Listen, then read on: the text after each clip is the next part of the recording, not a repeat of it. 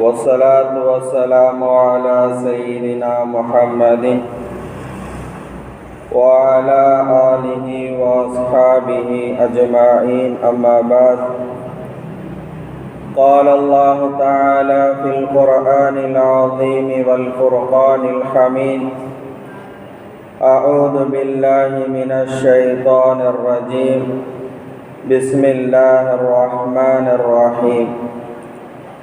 والذين جاهدوا فينا لنهدينهم سبلنا وإن الله لمع المحسنين.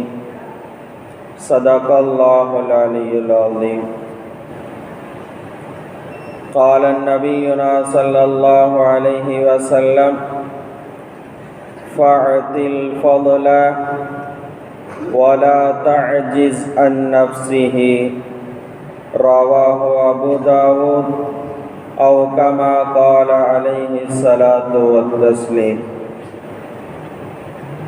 எல்லா புகழும் அல்லாஹ் ஜல்ல ஷானஹு தஆலா ஒருவனுக்கே உரித்தாகட்டுமாக.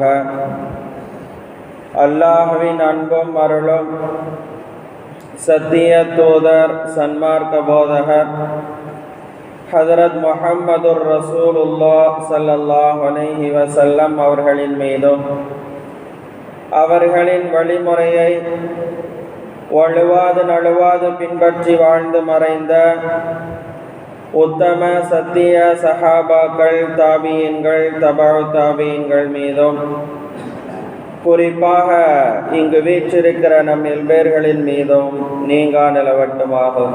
ஆமீன். அன்பிற்குரிய அல்லாஹ்வின் நல்லடியார்களே, ஒரு மனிதனுடைய ஈருலக வெற்றி என்பது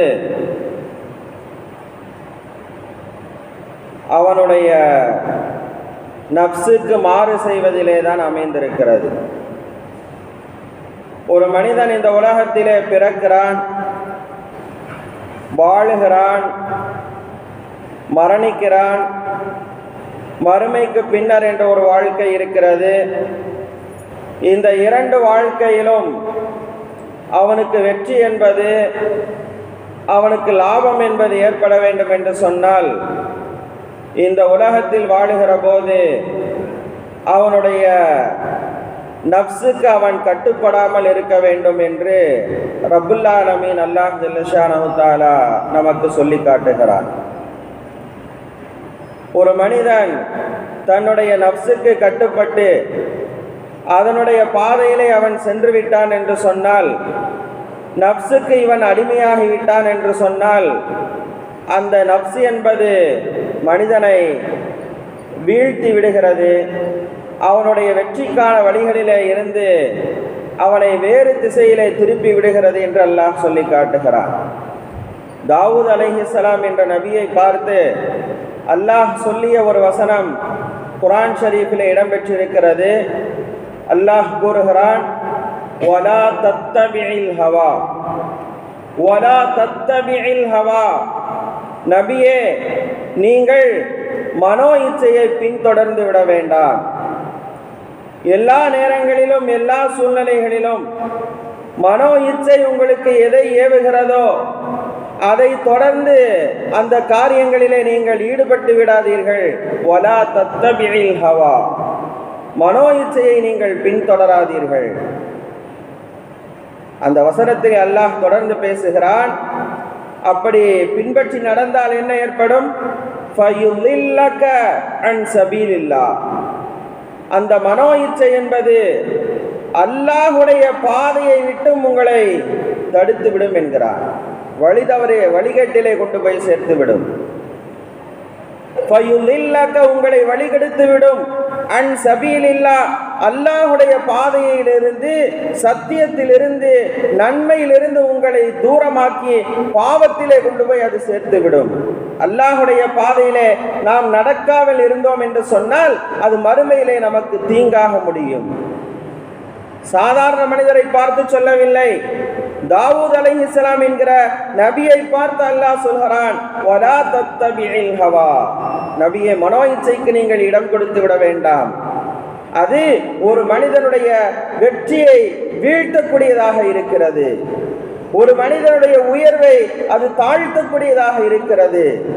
ஒரு மனிதனுடைய இம்மை மறுமை வாழ்க்கையினுடைய வெற்றியை தடுக்கக்கூடியதாக இருக்கிறது. மனோ இச்சையுடைய விஷயத்திலே மிகவும் கவனமாக நடந்து கொள்ளுங்கள் என்று அந்த நபிக்கு அல்லாஹ் சொன்ன செய்தியை நம்முடைய நபி அவர்களுக்கும் குர்ஆனுடைய வசனமாக இறக்கி இன்றைக்கும் அது குர்ஆனிலே பாதுகாக்கப்பட்டு வருகிறது. இன்னொரு வசனத்திலே அல்லாஹ் சொல்கிறான், யார் இந்த நப்சோடு போராடுகிறார்களோ அவர்களுக்கு நாம் உதவி செய்கிறோம் என்று அல்லாஹ் சொல்லி காட்டுகிறான். நப்சோடு போராடுறது என்பது சாதாரணமான விஷயம் அல்ல. அவ்வளவு சீக்கிரமாக அதை நாம் வென்றுவிட முடியாது. நப்சுடைய அந்த திட்டங்களில் இருந்து நாம் அவ்வளவு சீக்கிரமாக தப்பித்து விட முடியாது. அதன் காரணமாகத்தான் அல்லாஹ் சொல்கிறான், வல்லதீன ஜாஹது ஃபீனா லனஹ்தியன்னஹும் சுபுலனா.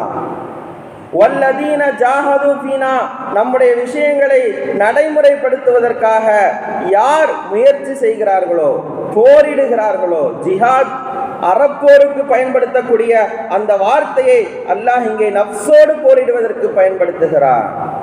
லனஹ்தியன்னஹும் சுபுலனா, நம்முடைய நேரான வழிகளை, நம்முடைய உதவிகளை நாம் அவர்களுக்கு வழங்குவோம் என்று அல்லாஹ் இந்த வசனத்திலே சொல்லி காட்டுகிறார். இந்த வசனத்திலே ஜாஹது என்ற ஒரு வார்த்தை சொல்லப்பட்டிருக்கிறது, போரிடுதல் என்ற ஒரு வார்த்தை சொல்லப்பட்டிருக்கிறது. இந்த வசனத்திற்கு இரண்டு விளக்கங்கள் சொல்லப்பட்டிருக்கிறது. ஒன்று, இந்த வசனத்தில் சொல்லப்பட்டுள்ள போராடுதல் என்பது அந்த மனிதனோடு இருக்கக்கூடிய நப்சு சைத்தானுடன் போராடுவதற்கும் இந்த வசனம் நமக்கு சொல்லப்பட்டிருக்கிறது என்றும் ஒரு கருத்து சொல்லப்பட்டிருக்கிறது. யார் தன்னுடைய நப்சுக்கு எதிராக போரிடுகிறார்களோ, யார் தன்னோடு இருக்கக்கூடிய ஷைத்தானுடைய தீங்கிலிருந்து தன்னை பாதுகாத்துக் கொள்வதற்காக போரிடுகிறார்களோ, நப்சுக்கு மாற்றம் செய்கிறார்களோ, லனஹ்தியன்னஹும் சுபுலனா, கண்டதையெல்லாம் பார்த்ததையெல்லாம் பெற வேண்டும், ஹலால் ஹராம் என்ற ஏற்ற இறக்கங்கள் எல்லாம் இல்லாமல் எல்லாவற்றையும் பயன்படுத்த வேண்டும் என்று நம்முடைய உள்ளம் சொல்லுகிற போது நாம் அதற்கு அங்கே சம்மதம் தெரிவித்து விடக்கூடாது என்பதைத்தான் அல்லாஹ் இங்கே போராட்டம் என்று சொல்லி காட்டுகிறார். அவ்வளவு சீக்கிரமாக நப்சிடத்திலே போராடி ஜெயிப்பது என்பது அது சாதாரண காரியம் அல்ல. இருப்பினும் அதிலே நாம் வென்றுவிட்டோம் என்று சொன்னால் ரப்புல் ஆலமீனுடைய உதவி நமக்கு கண்டிப்பாக கிடைக்கும். லனஹ்தியன்னஹும், அல்லாஹ் இங்கே சொல்கிற போது அழுத்தமாக சொல்கிறான், லனஹ்தியன்ன, நாம் கண்டிப்பாக உதவி செய்வோம், நம்முடைய உதவி இருக்கிறது, நாம் நேர்வழி காட்டுவோம் என்று அழுத்தமாக அல்லாஹ் சொல்லி காட்டுகிறார். இரண்டாவது, இதே வசனத்திற்கு இப்படியும் பொருள் சொல்லப்படுகிறது. போரிடுதல் என்பது அல்லாஹுடைய அம்ரு இருக்கிறது அல்லவா, அவாமிர்கள், இதையெல்லாம் செய்யுங்கள். அகீமு ஸலா, தொழுகை நிறைவேற்றுங்கள். வாத்து ஸகா, ஸகாத்தை கொடுங்கள். வஅதிமுல் ஹஜ்ஜ, ஹஜ்ஜை நிறைவேற்றுங்கள். இன்னும் என்னென்ன காரியங்களை எல்லாம் அல்லாஹும் அவனுடைய ரசூலும் ஏவி இருக்கிறார்களோ, கட்டளையிட்டு இருக்கிறார்களோ, அந்த கட்டளைகளை நிறைவேற்றுவதிலும் நம்முடைய நப்சோடு நாம் போரிட வேண்டிய சூழல் ஏற்படும். அவ்வளவு சீக்கிரமாக சுபஹ் தொழுகைக்கு எழுந்திருக்க வேண்டும் என்று நாம் நினைத்தால் அது முடியாது. பணியாக இருக்கிறது, ஊரில் எல்லோரும் தூங்கிக் கொண்டிருக்கிறார்கள், அனைத்து அலுவலகங்களும் மூடப்பட்டிருக்கிறது, பேருந்துகள் இயக்கப்படவில்லை, நாம் மட்டும் இயங்க வேண்டுமா என்று நம்முடைய உள்ளம் சொல்லலாம், நம்முடைய நப்சு சொல்லலாம். இப்போது நாம் செய்ய வேண்டிய செயல் என்ன தெரியுமா? இது அல்லாஹுடைய ஏவல், அவாமிர், அம்ரு. எனவே இதற்கு நாம் கட்டுப்பட வேண்டும் என்று அந்த அனைத்தையும் நப்சு சொல்லக்கூடிய அத்தனை காரியங்களையும் அத்தனை வழிமுறைகளையும் எல்லாம் சரிதான் இருந்தும் என் ரப்பு சொல்லிவிட்டான் என்பதற்காக, அந்த தொழுகையை நிறைவேற்றுவதற்காக, ஹஜ்ஜை நிறைவேற்றுவதற்காக, இன்ன பிற மார்க்கத்திலே சொல்லப்பட்டிருக்கக்கூடிய அல்லாஹுடைய கட்டளைகளை நிறைவேற்றுவதற்காக நாம் செய்கிற நப்சோடு போரிடுகிற அந்த ஒவ்வொரு அதை முன்னெடுக்கிற காரியத்தையும் அல்லாஹ் இங்கே ஜிஹாத் என்று சொல்லி காட்டுகிறார். அதே போன்றுதான் சத்தியத்தை நாம் சொல்லுகிற போது நமக்கு ஏற்படுகிற சோதனைகள், சத்தியத்தை நாம் மற்றவர்களுக்கு சொல்லுகிற போது அதன் மூலமாக நமக்கு ஏற்படுகிற அவமானங்கள், இதையும் நம்முடைய நப்சால் அவ்வளவு சீக்கிரமாக ஏற்றுக்கொள்ள முடியாது. சாதாரணமாக அவைகளை நம்முடைய உள்ளம் என்பது உள்வாங்காது. அவைகளை ஏற்றுக்கொள்கிற மனப்பக்குவத்தை நாம் ஏற்படுத்திக் கொள்ள வேண்டும். அதைத்தான் அல்லாஹ் இங்கே சொல்கிறான். யார் தன்னுடைய கட்டளைகளுக்கு கட்டுப்பட்டு நடப்பதிலும் சத்தியத்திற்காக போராடுகிற போது அங்கே சகிப்புத்தன்மையை யார் கடைபிடிக்கிறார்களோ லனஹ்தியன்னஹும் சுபுலனா, நம்முடைய பாதைகளை கண்டிப்பாக அவர்களுக்கு நாம் உதவி செய்வோம், நாம் நேர்வழியிலே செலுத்துவோம் என்று அல்லாஹ் இந்த வசனத்திலே சொல்லி காட்டுகிறார். அப்படியானால் நப்சோடு போரிடுதல் என்பது சாதாரண போராட்டம் அல்ல. அதன் காரணமாகத்தான் நபி அவர்கள் சொன்னார்கள், அல் முஜாஹிது அல் முஜாஹிது, போராளி என்பவன் யார் தெரியுமா? மன் ஜாஹத நப்ஸஹு, மன் ஜாஹத நப்ஸஹு, யார் தன்னுடைய நப்சிடத்திலே போராடி ஜெயிக்கிறானோ அவன்தான் உண்மையான போராளி என்றார்கள். அறப்போரிலே சென்று எதிரிகளை வீழ்த்தி அவன் போராளி என்கிற பெயரை பெறுவதை விட அவன் இருக்கிற இடத்திலே இருந்து கொண்டு அவனுடைய உள்ளம் சொல்வதற்கு அது குர்ஆனுக்கும் ஹதீஸுக்கும் மாற்றமாக இருக்கிற பட்சத்திலே அந்த கருத்தை அவன் வழிமொழியாமல், அதற்கு கட்டுப்படாமல், அதற்கு எதிராக அவன் செயல்பட்டால் அவன்தான் உண்மையான போராளி என்கிறார்கள் பூமான் நபிகள் கோமான் ஸல்லல்லாஹு அலைஹி வஸல்லம் அவர்கள். அல் முஜாஹிது மன் ஜாஹத நப்ஸஹு, தன்னுடைய நப்சிடத்திலே போராடி வெற்றி பெறுபவன் தான் உண்மையான போராளி என்றார்கள். அப்படியானால் அந்த நப்சிடத்திலே இருந்து சாதாரணமாக நம்மால் வெளிவந்து விட முடியாது. மிஸ்ர் தேசத்தினுடைய அரசி அங்கே யூசுப் அலைஹிஸ்ஸலாம் அவர்களை தவறுக்காக அழைத்த போது ஹைதலக் என்று அந்த பெண் சொன்ன போது சொன்னார்கள், மஆதல்லாஹ் மஆதல்லாஹ், அல்லாஹ் பாதுகாப்பானாக, இது தவறு, இது குற்றம், பாவம் செய்வதற்குரிய, தவறு செய்வதற்குரிய அத்தனை சூழ்நிலைகளும் அங்கே இருந்தது. அரசியுடைய பேச்சுக்கு அணுகி இருந்தால், தலையை ஆட்டி இருந்தால் அங்கே ஒன்றும் நடந்திருக்க போவதில்லை, மாட்டிக்கொள்ள போவதில்லை. தவறு செய்வதற்கான அத்தனை சூழல்களும் அங்கே இருந்தும் யூசுப் நபியினுடைய வாயில இருந்து வந்த வார்த்தை மஆதல்லாஹ், அல்லாஹ் பாதுகாப்பானாக. இது மார்க்கத்தில் அனுமதிக்கப்படாத ஒன்று, இது இயற்கைக்கு முரணான ஒன்று, அல்லாஹ்வால் இது ஏவப்படாத ஒன்று என்று அவர்களுடைய உள்ளத்திலே இருந்ததுதான் அங்கே அல்லாஹ் வெளிப்படுத்தினான். மஆதல்லாஹ், தவறு செய்வதற்கான சூழ்நிலைகள் இருந்தும் யார் தன்னுடைய நப்சை அங்கே அந்த நப்சுக்கு அடிபணியாமல் இருக்கிறாரோ அவர்தான் உண்மையிலே அல்லாஹ்வுடைய உதவியை பெறுவதற்கு தகுதியானவர்.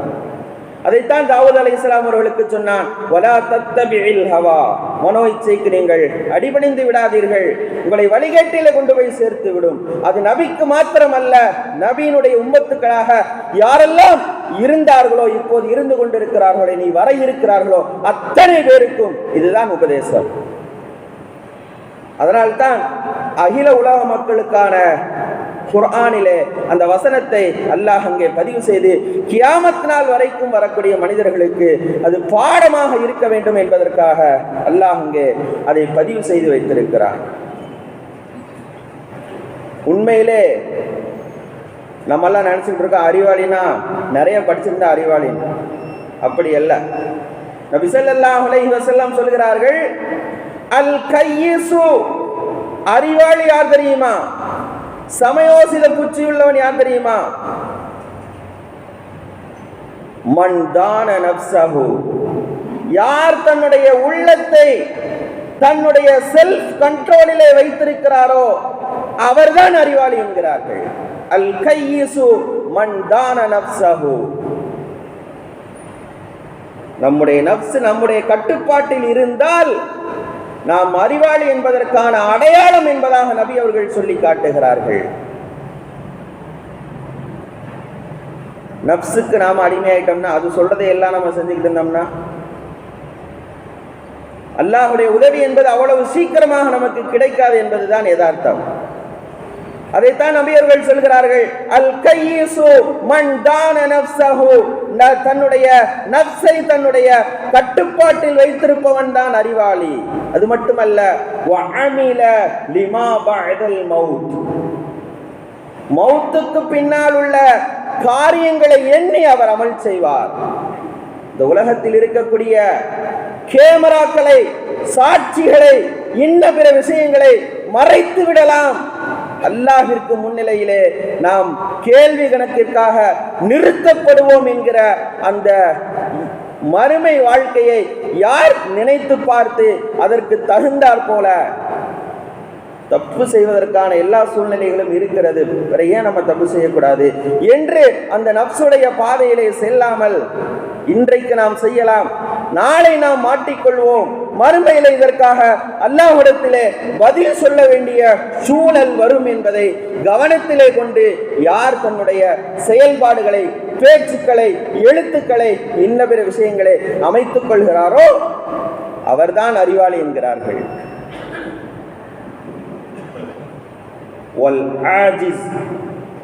இயலாதவன் யார் தெரியுமா?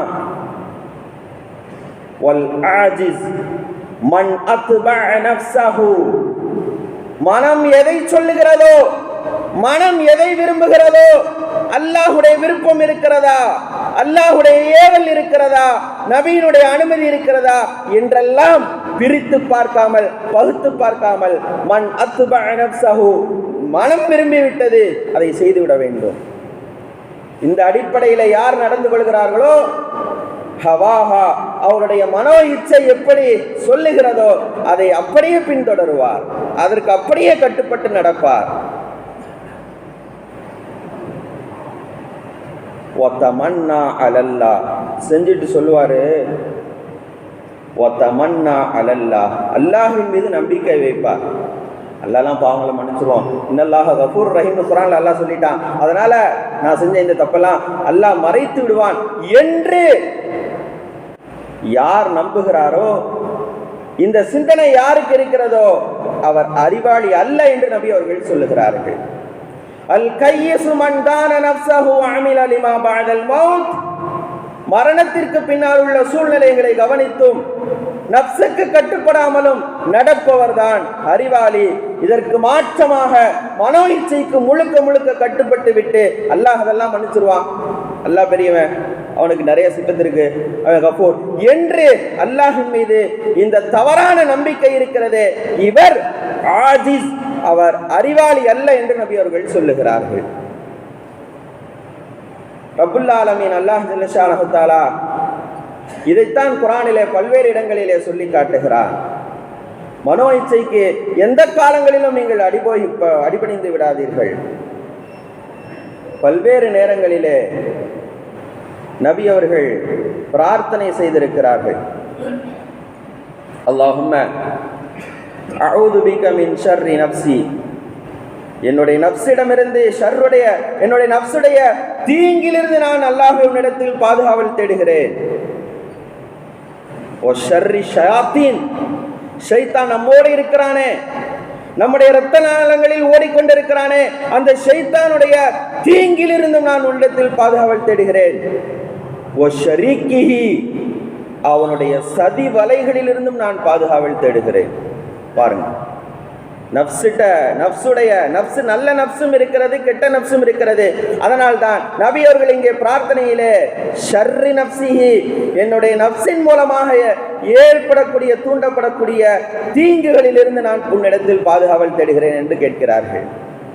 யூசுப் அலைஹிஸ்ஸலாம் அவர்களும் அதைத்தான் சொன்னார்கள், இன்ன நஃப்ஸல் அம்மாரத்தும் பிஸ்ஸூ, நஃப்ஸில் இந்த அம்மாராங்கிறது அது தீயதைத்தான் ஏவும். குர்ஆனில் அல்லாஹ் அதையும் பதிவு செய்து வைத்திருக்கிறார். இப்ப நபி அவர்கள் நஃப்ஸிடமிருந்து, தீங்கிலிருந்து, அந்த ஷைத்தானுடைய தீங்கிலிருந்து, நஃப்ஸினுடைய அந்த சதி வலைகளிலிருந்து ஒவ்வொரு மனிதரும் பாதுகாப்பு பெற வேண்டும் என்பதற்காக பிரத்யேகமாக அதற்காக தனியாக பிரார்த்தனையை அங்கே ஏற்படுத்தி வைத்திருக்கிறார்கள். நஃப்ஸோடு போராடுதல் என்பது சாதாரணமானதல்ல. இருப்பினும் அதிலே நாம் வெற்றி காணுகிற போது அல்லாஹுடைய உதவி நமக்கு விரைவாக கிடைக்கும் என்பதில் மாற்று கருத்துக்கு இடமில்லை. சில நேரங்களில் நம்ம ஏதாவது ஒரு நல்ல காரியம் செய்யணும் போல நினைக்கும், மனசு நினைக்கும். இந்த நினைப்பு வந்துவிட்டால் அதை தாமதப்படுத்தாமல் உடனடியாக செய்துவிட வேண்டும். உருது மொழியிலே கூட சொல்லப்படுவதுண்டு, ஆஜ் காம் கல் பர் நட்டால், இன்றைய வேலையை நாளைக்கு தள்ளி போடாதே, அன்றைய வேலை அன்றைக்கே செய்துவிடு. நம்முடைய மனது சொல்லுகிறதா இந்த காரியத்தை செய்ய வேண்டும் என்று? அதற்கு அல்லாஹும் ரசூலும் அனுமதி கொடுத்திருக்கிறார்களா, ஆதரவு தெரிவித்திருக்கிறார்களா? உடனடியாக செய்துவிட வேண்டும். கால தாமதம் என்பது அந்த நன்மைகளை நமக்கு பெறுவதற்கு மிகப்பெரிய தடையாக ஆகிவிடக்கூடும். அதனால்தான் நபி அவர்கள் சொன்னார்கள், وَلَا تَعْجِزْ عَنْ نَفْسِهِ وَلَا تَعْجِزْ عَنْ نَفْسِهِ உன்னுடைய நஃப்ஸ் சதக்கா செய்யாதே, பொருளாதாரத்தை செலவு செய்யாதே என்று ஏவினால் நீ அதற்கு அடிமையாகி விடாதே, உடனடியாக எடுத்து எதையாவது கொடுத்து விடு. இதுல நீ பழகி விட்டாய் என்று சொன்னால் அடுத்தடுத்த காரியங்களிலே உன்னை அந்த நஃப்ஸுக்கு கட்டுப்பட வைத்து விடும். அதே நபி அவர்கள் சொல்லுகிறார்கள், உனக்கு தேவைக்கு போக மீதம் இருந்தால் தர்மம் செய் என்று சொன்னார்கள். அப்ப நஃப்ஸுடைய சூழல் என்பது ஒரு மனிதனை பல்வேறு சூழல்களுக்கு மாற்றக்கூடியதாக இருக்கிறது. சாதாரணமாக அது விட்டு விடுவதல்ல. இமாமுல் ஆலம் அபூ ஹனீஃபா ரஹ்மத்துல்லாஹி அலைஹி ஒரு 10,000 தீனார்களை எடுத்து ஒரு மனிதருக்கு கொடுத்தார்கள். உதவி கேட்டு வந்தார். கொடுக்கும்போது என்ன செஞ்சாங்க, இடது கையில் கொடுத்தாங்க.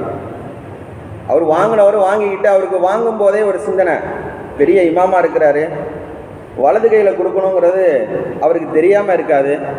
இருந்தாலும் என்ன, இந்த இவங்க இடது கையில் கொடுக்குறாங்களே என்று அந்த எண்ணத்தோடு வாங்குகிற போது இமாம் அவர்கள் சொன்னார்கள், எப்பா இடது கையில் கொடுக்குறேன்னு பார்க்குறியா?